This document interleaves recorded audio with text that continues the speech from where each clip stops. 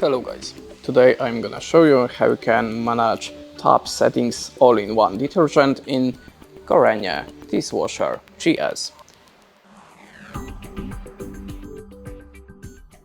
So you can need to activate the settings when you're using all-in-one detergent that contains rinse aid. To manage this function, we have to open the settings menu. So let's turn on your applies. Then click on the delay button and program for some time to open the settings menu. Okay, sorry, I have activated automatic child lock, so let's turn it off and open the settings menu. Now we are in the settings menu. Then go to the self-cleaning program and choose the fifth section. Now the 500 means all-in-one tap mode is activated. If you want to switch it on, click on the program button. The 501 means it's activated.